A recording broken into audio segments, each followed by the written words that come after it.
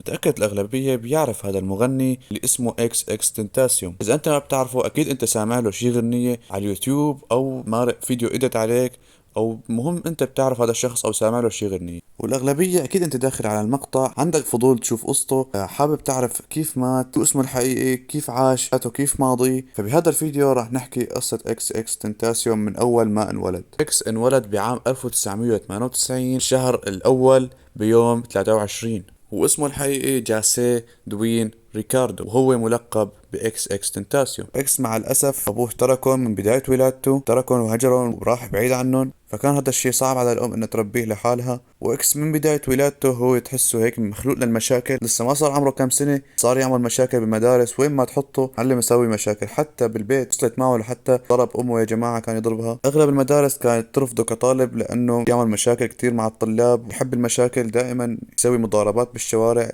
مع الأسف إكس كبر بدون مدرسة. بعد ما صار مراهق هون زاد الوضع يا جماعة، صار أسوأ. يعني تطور الوضع لحتى صار يسرق مصاري من الناس، تاجر بأسلحة، يعني صار شخص يعمل مشاكل كبيرة يا جماعة. يعني شيء طبيعي إنه شخص تربى بدون مدرسة، ما في عنده حدا يربيه، صار مراهق، فهون خلص يعني تربى بالشوارع كمان، فهون صار راعي مشاكل تماما. يعني صار هو شخص تعود على المشاكل. طبعا الموضوع ما استمر هيك يا جماعة، اجى بعدين الشرطة اخذته في سنة 2016 بتهمة العنف المنزلي. طبعا كان في كتير تهم قبله، لكن هاي التهمة كانت الأخطر بينهم. فبنفس الشهر اللي دخل فيه سجن إكس إجا شخص من أصحابه طالعه من السجن بكلفة 10,000 دولار. فإكس كان شخص بيحب الأغاني كتير، كان لما يسمع أغاني غير مزاجه، يعني الأغاني هي صارت تبعده شوي عن المشاكل اللي كان يعملها. فبعدها إكس قرر إنه يجرب يغني، يعمل أغنية ينزلها على ساوند كلاود. عمل أغنية ونزلها على هذا التطبيق مختص بالأغاني فقط. فبهداك الوقت ما كان اليوتيوب كتير مشهور، يعني ما كان كتير الناس بتعرفه. طبعا إكس بدأ بداية صعبة شوي، ما كان يجي دعم، لكنه استمر لأنه بيحب هذا الشيء، لأنه هذا الشيء بيحسن من مزاجه، هذا الشيء هو بيحبه يعني. فلهيك ضل مستمر إلى 2015 نزل أغنية باسم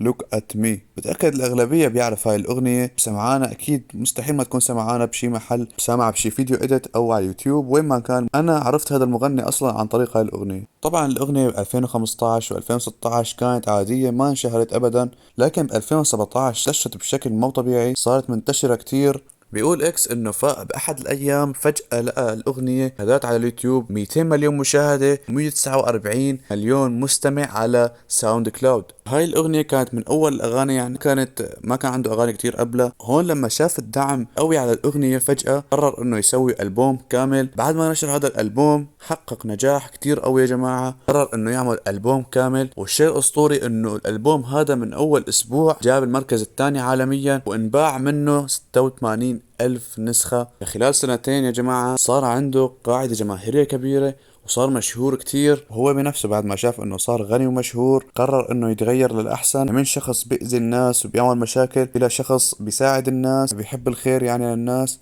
فبعدين صار يسوي مشاريع خيرية. بعدين قرر انه لازم يكمل دراسته، يرجع يكملها يعني من الاعدادي او الثانوي. وبعدين قال ما بده الناس تتذكره بالماضي تبعه، لانه الماضي تبعه كان سيء، فهو حاليا تغير غير الماضي تماما. وكل هذا الكلام كان فاتح بس عم بيقول هيك لانه تغير، لانه الناس كانت تكرهه كتير، ولحد الان لما انشهر وكل شيء ضلت الناس في كتير ناس تكرهه. فعشان يثبت للناس انه تغير قرر انه يروح على دار الايتام ويوزع جوائز هنيك ويعطي نصائح للاطفال. كان كله عم يصوره مشان يثبت انه تغير، مشان الناس اللي كانت تكرهه تصير تحبه. هو كل فترة كان يفتح بس وياخد افكار المتابعين على مشاريع خيرية، وعشان يتذكروه بهدول الشغلات اللي عملهم هو. ففي بس من البثوث كان فاتحه وكان عم بيحكي كلام غريب، يعني كان هو لطيف، يعني مثلا عم بيقول لازم الكل يتغير للأحسن، ما بدنا الناس تموت، ما بدنا عصابات وكذا، خليكم مع بعض، ساعدوا بعض، تعاونوا مع بعض. ولكن فجأة بعد إغلاقه للبث بكم ساعة بيعلنوا عن وفاة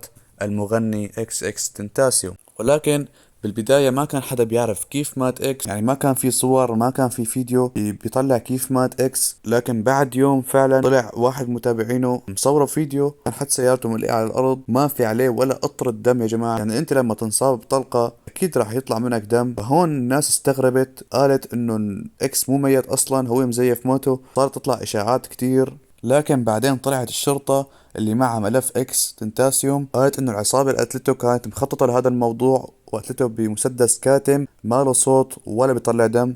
فبنجي للسؤال هلا، كيف اكس مات؟ هذا السؤال حابين كتير تعرفوا اجابته. طبعا الشرطة حققوا مع هدول اللي قتلوا اكس وقالوا ما كان في بيننا اي شيء غير انه كان بدنا فلوس من اكس، ما اعطانا فلوس، هذا هو السبب اللي خلاهم يقتلوه فقط.